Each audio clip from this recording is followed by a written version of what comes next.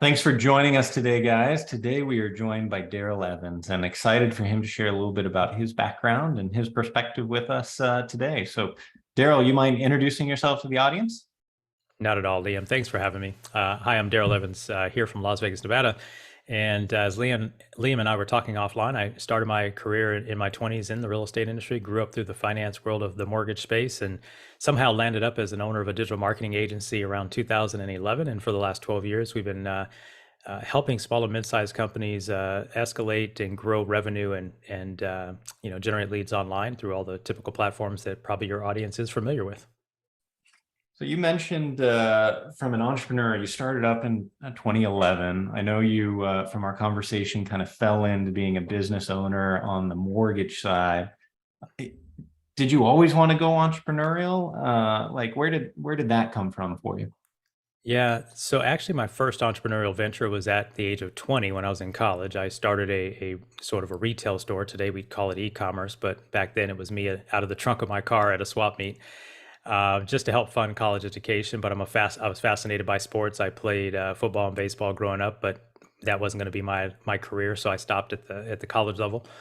So that was the first thing. But I think to answer your question, I was fascinated by entrepreneurship by actually going to the grocery store with my mom.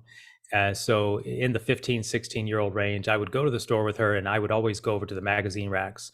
And my mind, even though I was an athlete, even though I played, sports and all this stuff, I was interested in electronics. I actually started to go to school as an electrical engineer. I was interested in electronics, but I'd always find myself reading or looking at Inc. magazine, Fortune magazine, Forbes magazine, the Robb Report, and that's a dangerous thing to look at, the Robb Report, right? Like, how do people get those things? And so I'm working and I'm realizing my pay is not actually on pace.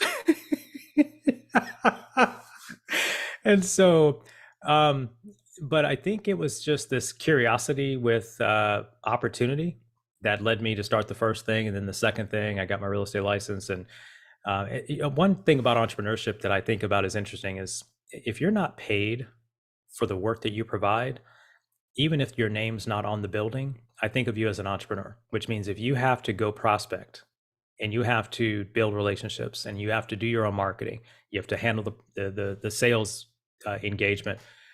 I think you think of that person as an entrepreneur. And I know some people don't have their name on the door or the sign, but for a lot of real estate agents, mortgage professionals, insurance agents, they may not have the name on the thing. So that was my perspective, and I just became fascinated by the process and just realized that while I could do well in corporate, which I did for my first career, I should say, it was the idea of freedom and kind of unlimited opportunity that was fascinating to me. And how'd you go from into marketing? What pulled you in Yeah, that direction?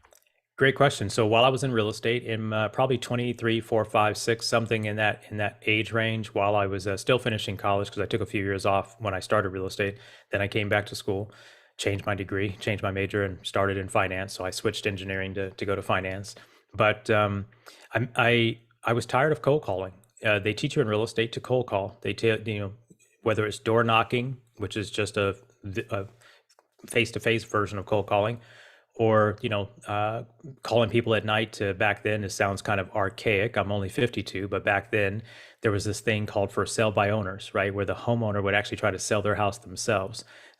Not heard of today. I don't think I've seen a for sale by owner. I don't know when, probably 20 years. But so I just got tired of it. I got tired of the interruption methodology. I got tired of the responses to the people.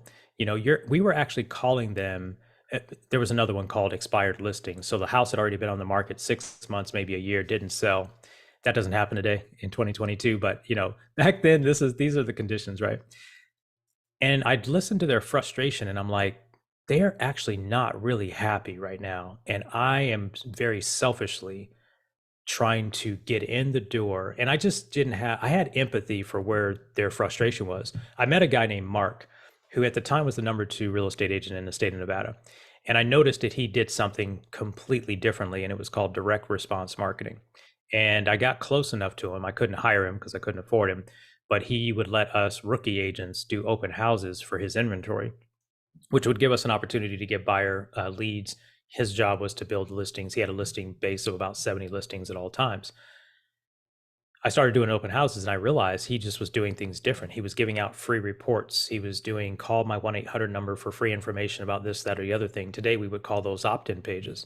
But back then, it was offline. And so I became a student of his strategy and got more coaching, more training. And I started writing direct mail letters. And that was kind of how I got started with marketing, which was how do I find a better way to introduce myself to potential prospects, and if and only if the words I said in that piece of mail made sense, would they actually want to engage? So I just reversed the process and found it was more comfortable for me. It's fascinating. As you were moving through and you reached that point of profitability success, didn't have to worry about the roof over the table, the food on the head, roof over the head, food on the table. Right. What was your framework in terms of where to put the profitability, right? It sounds like you found a niche that you really liked. You've gone through a couple of industries, you've kind of gone through that evolution. How do you determine, okay, is it pour back into the business? Is it go on vacations? Is it, invest in more education? Like, what were those Yeah. things that were important for you? Liam, the very first and probably still to this day has always been pouring money back into my own personal growth and development. May sound a bit cliche, but I feel like you can only grow to the level of your own understanding. And I was very humble at the beginning. I didn't start from I didn't come from sleeping on the floor, let me be clear, but I never really was in the right circle to have the type of mentors and successful people that I could call that could give me insight. I was kind of one of the only people in my age group of the friends that I knew who were saying no to the traditional path. And so when I got to the point, and it really wasn't even to the point where profitability was there, it's just I began investing in myself, going to seminars, buying tapes, I hired a coach, paying attention to everybody who was doing a bit better than me, and saying there's something I can learn. But in terms of capital, learning investments in real estate were obviously the first things that I ran to because that's where I was, right? I was in real estate. So buying property, um, either to rent or to flip. Of course, we went through a season where flipping property was pretty cool. I knew nothing about rehabbing, but I realized, as you can in entrepreneurship, you realize just because you don't know it, there's somebody who knows it. So you got to find a good partner who knows that stuff. So we did a lot of that. And as you and I talked a bit offline, I was very fascinated by the stock market, and so there was money dispersed in that realm. I want to say this too, just to make sure that entrepreneurs understand. We all grind and we do the hustle grind thing, and we all know it's a journey. But I think the one thing that I see still to this day being missed is entrepreneurs not taking just the basic step of putting in a good life insurance plan to make sure that if something goes wrong and they don't make it to the end destination, that their family gets what they had hoped they would get if they left this place a little early. And I got coached on that myself, and it was just an interesting perspective. And they're like, you can't delay. You may make it, you may get to the dream and to the big pile of money, and you're going to work your tail off to get there. Don't misunderstand that. But what if you don't make it? And it was a guy named Jeff who taught me that, and he says, just put something in place just in case. We hope you don't need it. Hope you don't need it now, but just in case, make sure that the family that you're sacrificing right now, the time that you're not spending with them, make sure that they get the reward, even if you don't make it. And for me, and from my culture, it's something that gets missed. And so for me, that's always it's not a big investment. It's a commitment early to, it's basically a risk management tool. And I consider that a bit of an investment as well. So to carry on that thought, were there other hedges that were encouraged for you to put into the business, or was it just the life insurance play where you're not No, I able? mean, yeah, I mean, I was coached on all the things, the buy sell agreements, I've looked at every insurance product probably ever talked to me about, the buy term, invest the difference versus the cash value life insurance. I've actually bought everything. Like I've bought it all at some point. And they've come in handy. To be dead honest, 2008, the cash value life insurance policy came in handy. The way it was structured, there was a very good use of that during a very tough cash flow issue in our business. And as you and I chatted a bit.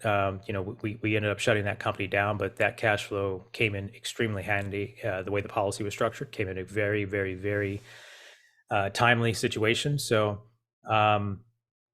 but in terms of that, that's those are some of the things. Those properties as well as taking care of some of those other financial assets. I'm a big believer in investing back in businesses because I think business is what I do best, and so I probably overhedge in the business of building team, um, investing in growth, and looking for that next level. Because unfortunately, I've learned through a couple of hardships that if you can think you're successful until something like 2008 happens or 2020 happens, and you just don't know how unstable your company actually is and can it really sustain the next downturn, downfall. Who knows what's going to happen right now with inflationary rates the way they are and things like that. We've made it through a lot, so we'll make it, but you know, how strong is your company really? It's interesting that you considered the investment back into the people and the process as a hedge Yeah, strategy I'll for tell you you. why. I'll tell you why. I'll tell you why. I think there's a lot of I was a solopreneur in most of my early startup opportunities, and a lot of the entrepreneurial community celebrates being in business, owning the business. But really, when you look at it, again, Liam, from my position today, I've been, working with agency as an agency owner now. We have worked with hundreds and hundreds of companies. Like, is the business meaning they take they're in meetings with me or my team, and they Can you hear literally me, are. Darrell? Looks like I went unstable. Sorry about that. Yeah, it's all Looks good. like it cut off for a minute. Yeah. Yeah, and we got to go back. I think the last part I picked up was as an agency owner. Yeah. Okay. So, as an agency owner over the last years, what I've noticed is through the hundreds and hundreds of consultations we've had, in many of these cases, even with very successful business owners, the business owns them. What I mean by that is they aren't taking vacations. They're in meetings with me and my team, and they can't finish a 45-minute meeting without constant interruptions from their business. I learned in 2003 that a business is designed to have systems to be run by people, right? And this doesn't mean you have to be a Fortune 1000 with 5,000 employees or somebody like that. But I just had some coaching that said invest back in structure, in people. And I did it wrong for a good chunk of time. And I just realized that that was a better, you know, if we're every entrepreneur listening to this has a different reason why they're in business. But for me, one of the reasons was lifestyle. I had two young children who, when their mother and I split, she moved to a different state in the country. And I ended up having to figure out how to be a father from 1,075 miles away, you know, and that became one of the driving forces for me building team and building systems so that when necessary, I could travel back and forth to get them. At that time, they can't get on an airplane by themselves and fly. I have to go do that. And part of that uh, drive to be successful as an entrepreneur was more about time freedom, as not so much in the early days about the money freedom, although the money was going to be part of that equation. And I think sometimes people go into business chasing the money, and I was chasing the lifestyle that I needed to support my kids and be a father present as much as that could be possible from 1,075 miles away. So my perspective maybe came from that as a different slant on investment. That makes sense. Um, Going back to one of the first things that you talked about when we were talking about the investment was investing in yourself. What do you think the most impactful investment in yourself has been? Was it a coach? Was it a book? Like, if you were to narrow it down to like, hey, the one thing for me that was biggest and best was X, what would that be? So there's been so many investments in me that I can't even count them now, but I'll tell you if I had to answer that with the most impactful, it has to go back to 2005, the year I partnered into the mortgage company and we were starting, and I had been a very successful solo practitioner. I had me and two people on my team. We were crushing it with originations in the mortgage space. And then all of a sudden I own a company with 106 people in it. And I'm like, what the heck am I doing here? so I so I joined a company, a coaching program, and I got coached by a guy named Kevin, who we're still in communication to this day. And the most impactful thing he had me do was in the first 30 or 60 days. And I'll never forget, he made me shut down the office, or he made me take time away from the office. And I did something over 2 days, and it really shaped my life. It has shaped everything I've done since that time period. And I was getting coached before that, but it was his coaching and the program that I was in.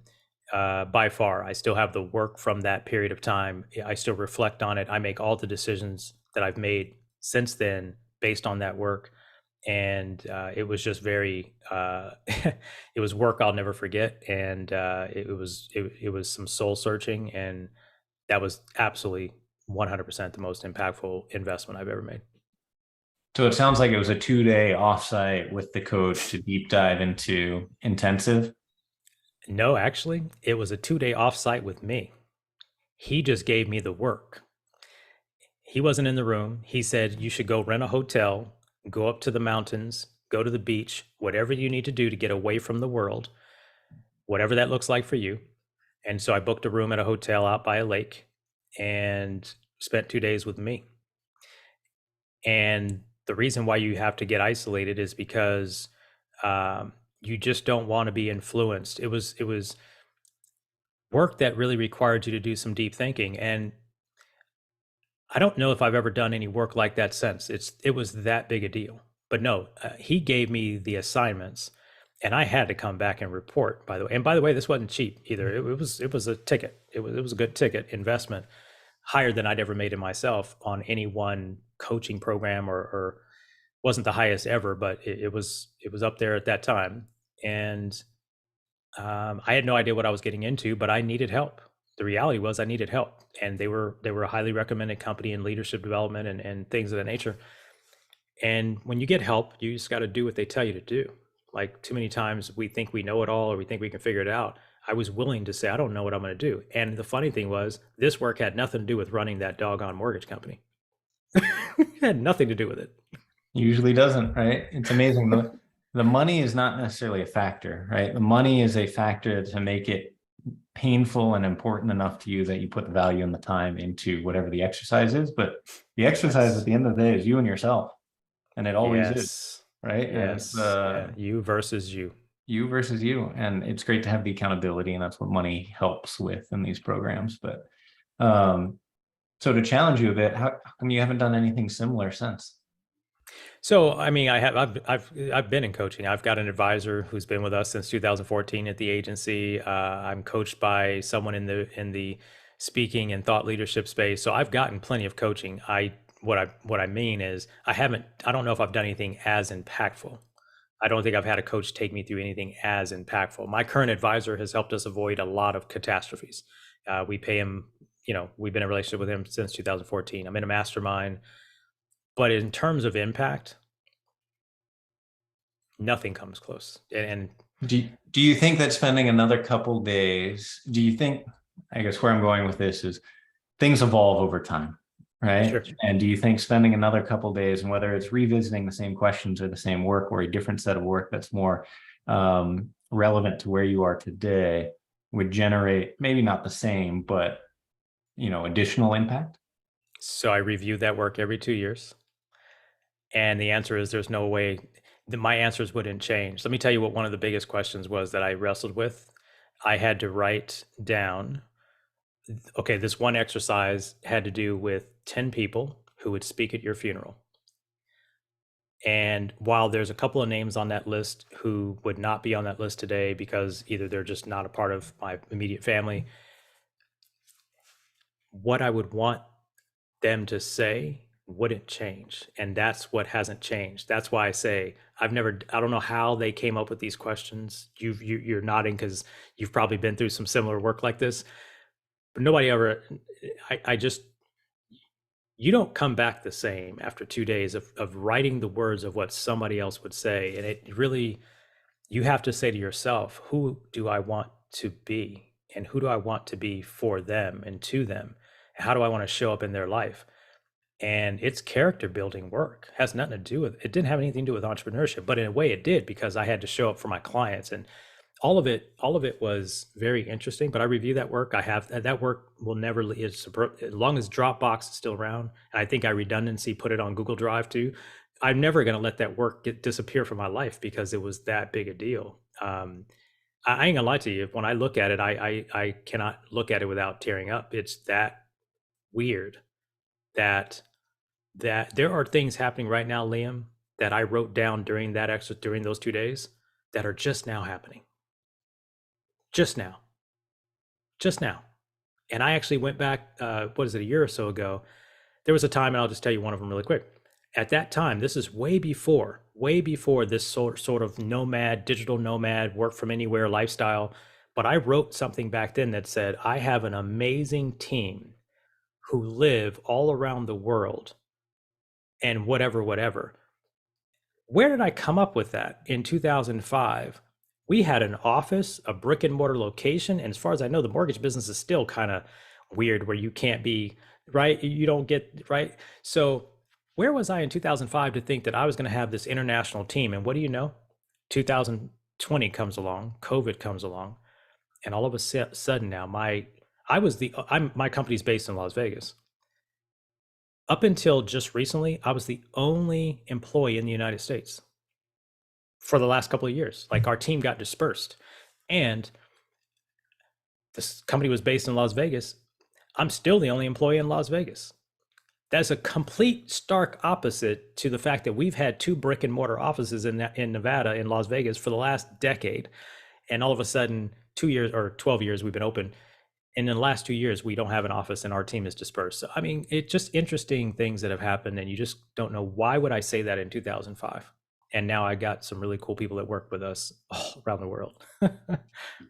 Yeah, I mean, it boils down to the purpose and clarity, right? In terms of why you're here and what you want to accomplish. And when you can get clear on that, everything else falls into place seemingly, right? Or at least you know what you're striving towards, right? Not to say that there aren't going to be challenges most definitely along the way, but that's awesome. Interesting stuff. If you were to go back to your younger self, what's one piece of advice or one thing you would change along the way? I talked so bad about myself and really questioned my abilities for a long time. Again, making an excuse here probably, but I made excuses for not having been in the right circles, maybe not getting the right breaks at certain times. I didn't believe in myself all the way many times. And I don't know where it came from. I don't know where it comes from. I've done a ton of work on myself, as I've mentioned. But if I gave myself some advice, say to my young 20-something-year-old self, it'd have been like, just believe in yourself a little bit more. You got this. Yep. It's as we said, it's you against yourself 99% of the time. And if you can reframe those things, you'll be much more fulfilled, successful, like everything along the way. That's great advice. If the listeners want to connect back with you, Darrell, what's the best way for them to do so? Yeah, I appreciate that, Liam, and thanks for the conversation. I have a podcast that is a kind of a central location for people to connect. It's called the Mind Shift Podcast, and wherever you're listening to Liam's show, you can find my show, and it's called the Mind Shift Podcast with Darrell Evans. What we do there is a combination of interview shows with successful entrepreneurs talking about their journey from when, to go from inspiration to realization, and when life knocks you down, from breakdown to breakthrough. And then I am hosting a number of episodes just breaking down 30 years of entrepreneurship, business marketing, and team building experience, and trying to get back to the entrepreneurial community in that way. That's awesome. Make sure you check that out, guys. Mind Shift, correct? Podcast. Correct. Yep. By Darrell Evans. Appreciate your time today, Darrell, your perspective, your insights, the dialogue. It's been really rich, and I appreciate it. Thanks for having me, Liam. Appreciate you.